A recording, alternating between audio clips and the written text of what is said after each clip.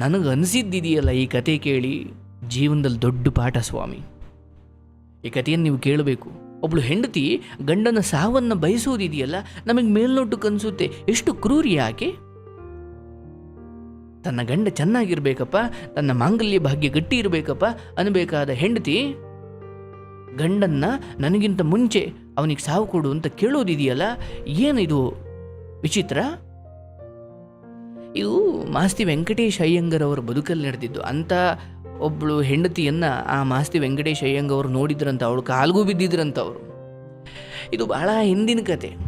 ಮೈಸೂರು ಸಂಸ್ಥಾನದಲ್ಲಿ ಕಂದಾಯ ಇಲಾಖೆಯಲ್ಲಿ ಅಸಿಸ್ಟೆಂಟ್ ಕಮಿಷನರ್ ಆಗಿದ್ದಂತಹ ಮಾಸ್ತಿ ವೆಂಕಟೇಶ್ ಅಯ್ಯಂಗರ್ ಅವರು ಊರೂರು ತಿರುಗಾಡ್ತಕ್ಕಂಥ ಸಮಯದಲ್ಲಿ, ಅಂದರೆ ಕಾರ್ಯದ ನಿಮಿತ್ತ ಅಧಿಕಾರಿಯಾಗಿ ಊರೂರು ಸುತ್ತುವ ಸಮಯದಲ್ಲಿ ಒಂದು ಸಂಜೆ ಒಂದು ಹಳ್ಳಿಯಲ್ಲಿ ಬಿಡಾರ ಹೂಡುವುದರಂತೆ. ಆ ಹಳ್ಳಿಯಲ್ಲಿ ಇವರು ಮಾತ್ರ ಬಿಡಾರ ಹೂಡಿಲ್ಲ, ಕೆಲವು ಸಿಬ್ಬಂದಿಗಳ ಜೊತೆ ಇವರು ಅಸಿಸ್ಟೆಂಟ್ ಕಮಿಷನರ್ ಆಗಿದ್ದಂಥ ಮಾಸ್ತಿ ವೆಂಕಟೇಶ್ ಅಯ್ಯಂಗರ್ ಅವರು ಕೂಡ ಒಂದು ಹಳ್ಳಿಯಲ್ಲಿ ಬಿಡಾರ ಹೂಡಿದ್ರು. ರಾತ್ರಿ ಆಗಿದೆ.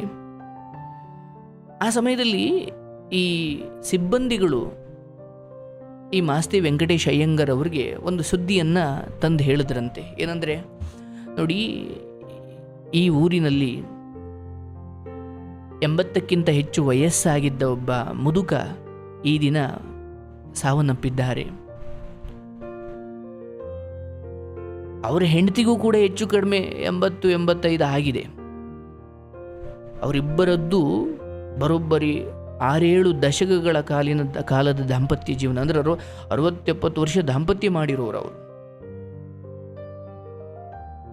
ಈಗ ಆ ಮುದುಕ, ವಯೋವೃದ್ಧರಾಗಿದ್ದ ಆ ಮುದುಕ ಸತ್ತು ಹೋಗಿದ್ದಾರೆ. ಆದರೆ ವಿಚಿತ್ರ, ಅಜ್ಜಿ ಹೆಣದ ಮುಂದಲೇ ಕೂತಿದ್ದಾಳೆ. ಆಕೆಗೂ 80 ಆಗಿದೆ, ಆದರೆ ಆಕೆ ಅಳ್ತಾ ಇಲ್ಲ. ಅದಕ್ಕೆ ಅವರು ಸಿಬ್ಬಂದಿಗಳು ಹೇಳ್ತಾರೆ ಮಾಸ್ತಿ ವೆಂಕಟೇಶ್ ಅಯ್ಯಂಗರ್ ಅವ್ರಿಗೆ, ಮಾಸ್ತಿ ಅವ್ರಿಗೆ ಹೇಳ್ತಾರೆ, ನೀವು ಆ ಮನೆಗೆ ಭೇಟಿ ಕೊಟ್ಟರೆ ಸಾಹೇಬ್ರೆ, ಆ ಅಜ್ಜಿಗೂ ನೀವು ಸಮಾಧಾನ ಹೇಳಿ, ಅವ್ರಿಗೊಂಚೂರು ಧೈರ್ಯ ಬರುತ್ತೆ, ನೀವು ಅಧಿಕಾರಿಯಾಗಿರೋದ್ರಿಂದ. ಹಾಗಾಗಿ ಅಲ್ಲಿಗೆ ಹೋಗಿ, ಹೆಂಗೂ ಇದೇ ಊರಲ್ಲಿದ್ದೀವಿ, ಆ ಹೆಣದ ಬಳಿ ಅಥವಾ ಆ ಸತ್ತವ್ರ ಮನೆ ಬಳಿ ಹೋಗಿ ಅವ್ರಿಗೊಂಚೂರು ಸಮಾಧಾನ ಹೇಳಿದ್ರೆ ಒಳ್ಳೆಯದು ಅಂತ ಆ ಸಿಬ್ಬಂದಿಗಳು ಹೇಳಿದ್ರು. ಸರಿ ಆಯಿತು ಅಂತ ಮಾಸ್ತಿಯವರು ಕೂಡ ಹೋದ್ರಂತೆ. ಅಲ್ಲಿ ಹೆಣ ಮಲಗಿಸಿದ್ದಾರೆ. ಆ ಹೆಣದ ಬಳಿ ಹೋಗಿ ನಮಸ್ಕಾರ ಮಾಡಿ ಗೌರವ ಸಲ್ಲಿಸಿ, ಅಲ್ಲೇ ಪಕ್ಕದಲ್ಲಿ ಅಜ್ಜಿ ಕೂತಿದ್ದಾರೆ. ಅಜ್ಜಿ ಕಣ್ಣಲ್ಲಿ ಒಂದು ಹನಿ ನೀರಿಲ್ಲ. ಮಾಸ್ತಿಯವ್ರಿಗೆ ಇದು ವಿಚಿತ್ರ ಅನ್ನಿಸ್ತು. ಮಾಸ್ತಿಯವರು ಹೇಳ್ತಾರೆ, ಅಜ್ಜಿ 60-70 ವರ್ಷಗಳ ಕಾಲ ಆ ತಾತನೊಂದಿಗೆ ಸಂಸಾರ ಮಾಡಿರೋರು ನೀವು.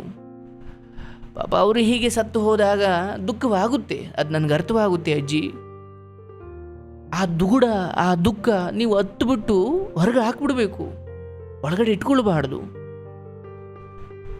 ಆ ಎಲ್ಲ ದುಗುಡಗಳನ್ನು ಅದುಮಿಟ್ಕೊಳ್ಬಾರ್ದು, ಹತ್ತು ಬಿಡಿ, ಹೊರಗಡೆ ಹಾಕಿ, ಹೀಗೆ ನೀವು ಒಳಗಡೆ ಇಟ್ಕೊಳ್ಬಾರ್ದು ಅಂತ ಮಾಸ್ತಿಯವರು ಸಮಾಧಾನ ಹೇಳ್ತಾರೆ. ಅಂದರೆ ಮಾಸ್ತಿಯವರು ಏನು ಅಂದ್ಕೊಂಡ್ರು, ಅಯ್ಯೋ ಆ ಅಜ್ಜಿಗೆ ದುಃಖ ಇದೆ, ಆದರೆ ಏನು ಮಾಡ್ತೀರಿ, ಹತ್ರ ಜನ ಏನಂತಾರೋ ಅಥವಾ ಎತ್ತೋ ಏನೋ ಅಂದುಕೊಂಡು ಆ ಅಜ್ಜಿ ಸುಮ್ಮನಿದ್ದಾರೆ. ಅಜ್ಜಿ ಹತ್ತು ಬಿಡು, ಒಳಗಡೆ ದುಃಖ ಇಟ್ಕೊಳ್ಬಾರ್ದು, ಹತ್ತು ಬಿಡು ಅಜ್ಜಿ ಅಂತ ಮಾಸ್ತಿಯವರು ಹೇಳ್ತಾರೆ. ಆಗ ಅಜ್ಜಿ ಹೇಳೋ ಇದೆಯಲ್ಲ, ನಮ್ಮ ಕಣ್ಣು ತೆರೆಸುತ್ತೆ. ಅಜ್ಜಿ ಹೇಳ್ತಾಳೆ, ಅಪ್ಪ, ನಾವು ಮದುವೆಯಾದ ಕಾಲದಿಂದಲೂ, ಅಂದರೆ ಬರೋಬ್ಬರಿ ಒಂದು 50-60-70 ವರ್ಷದ 6-7 ದಶಕದ ನಮ್ಮಿಬ್ಬರ ಈ ಮದುವೆಯ ಜೀವನ, ದಾಂಪತ್ಯದ ಜೀವನದಲ್ಲಿ ಮದುವೆಯಾದ ಕಾಲದಿಂದಲೂ ಕೂಡ ಅವರ ಬಳಿ ನೀರು ತೆಗೆದುಕೊಂಡು ಹೋಗಿ ಕೊಡೋದ್ರಿಂದ ಹಿಡಿದು ಅವರು ಊಟ ಉಪಚಾರ, ಬಟ್ಟೆ ಒಗೆಯೋದು ಅಥವಾ ಬಹುತೇಕ ಕೆಲವು ವಿಚಾರಗಳನ್ನು ಬಿಟ್ಟರೆ ಬೇರೆಲ್ಲ ಸೇವೆಯನ್ನು ನಾನು ಮಾಡಿದ್ದೀನಪ್ಪ. ಇತ್ತೀಚೆಗಂತೂ ಅವರಿಗೆ ಹಾಸಿಗೆ ಹಿಡಿದ ಮೇಲಂತೂ ಎಲ್ಲದಕ್ಕೂ ಅವರು ನನ್ನನ್ನೇ ಅವಲಂಬಿಸಿದ್ರು. ಅವರ ಸೇವೆ ಮಾಡಿದೆ, ಅವ್ರನ್ನ ಚೆನ್ನಾಗಿ ನೋಡಿಕೊಂಡೆ. ಆದರೆ ಒಂದು ವೇಳೆ ಅವ್ರಿಗಿಂತ ಮುಂಚೆ ನಾನು ಸತ್ತು ಬಿಟ್ರೆ ಅವ್ರ ಕತೆ ಏನು? ನಮಗೆ ಮಕ್ಕಳಿಲ್ಲ, ಎಲ್ಲ ದೂರ ಇದ್ದಾರೆ, ಮಕ್ಕಳು ಸೊಸೆ ಯಾರು ನಮ್ಮನ್ನು ನೋಡ್ಕೊಳ್ತಾ ಇಲ್ಲ. ನನಗಿಂತ ವಯಸ್ಸಾಗಿರೋ ನನ್ನ ಗಂಡ ಹಾಸಿಗೆ ಹಿಡಿದು ಬಿಟ್ಟಿದ್ದಾರೆ, ಇಲ್ಲಿವರೆಗೂ ಅವ್ರನ್ನ ನಾನು ನೋಡಿಕೊಂಡೆ.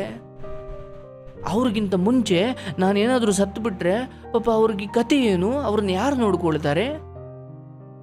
ಅದಕ್ಕೆ ನಾನು ದೇವರಲ್ಲಿ ಪ್ರತಿದಿನ ಬೇಡ್ಕೊಳ್ತಾ ಇದ್ದೆ, ಭಗವಂತ, ನನಗಿಂತ ಮುಂಚೆ ನನ್ನ ಗಂಡನಿಗೆ ಸಾವು ಬರಲಪ್ಪ ಬರೋದಾದರೆ ನಾನು ಮೊದಲು ಸಾಯೋದು ಬೇಡ, ನನ್ನ ಗಂಡ ಮೊದಲು ಸಾಯಬೇಕು. ಅಂದರೆ ಸಾವು ಬರೋದಾದರೆ ನನಗಿಂತ ಮುಂಚೆ ನನ್ನ ಗಂಡನಿಗೆ ಸಾವು ಕೊಡಪ್ಪ.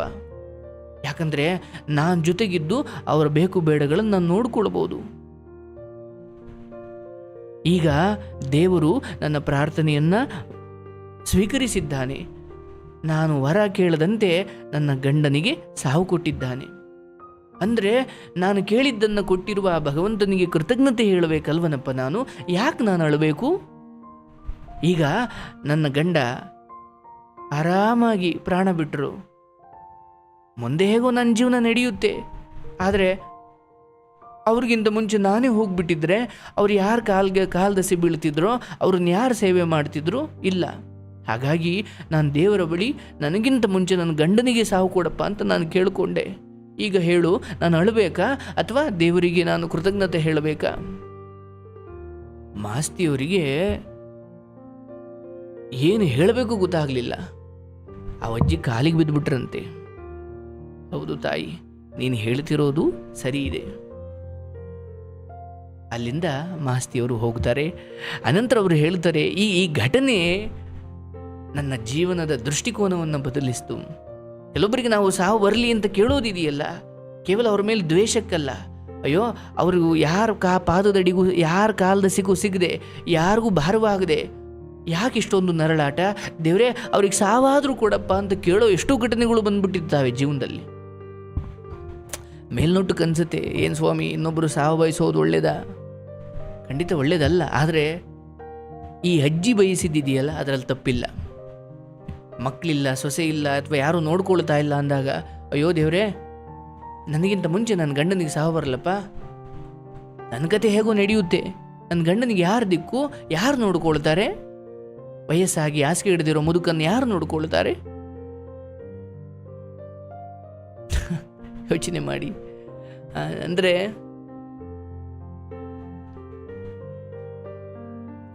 ಈ ಕಥೆಯಿಂದ ನಾವು ಅರ್ಥ ಮಾಡಿಕೊಳ್ಬೇಕು,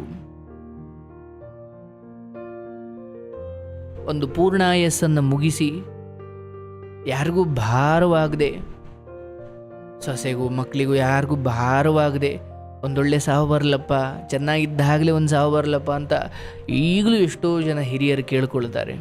ಕಾರಣ ಎಲ್ಲ ನೋಡಿದ್ದಾಯಿತು, ಎಲ್ಲ ಅನುಭವಿಸಿದ್ದಾಯಿತು. ಕಡೆಗಾಲದಲ್ಲಿ ರೋಗ ರುಜಿನಗಳು ಬಂದು ಮೈ ತುಂಬ ತುಂಬಿಕೊಂಡು ಯಾರಿಗೂ ಭಾರವಾಗೋದು ನಾನು ಬೇಡ, ದೇವರೇ ಚೆನ್ನಾಗಿದ್ದಾಗಲೇ ಕರ್ಕೊಂಬಿಡಪ್ಪ ಅಂತಲೇ ಕೇಳೋರಿದ್ದಾರೆ.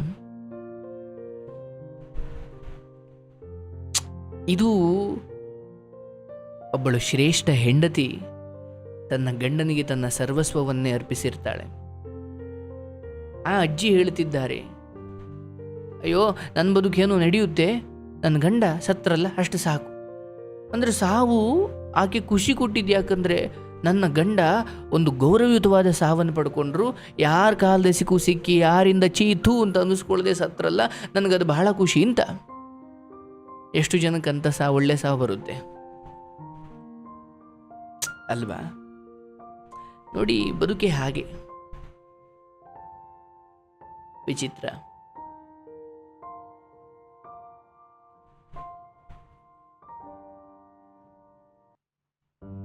ಹಾಗಾಗಿ ಹೆಣದ ಮುಂದೆ ಕೂತು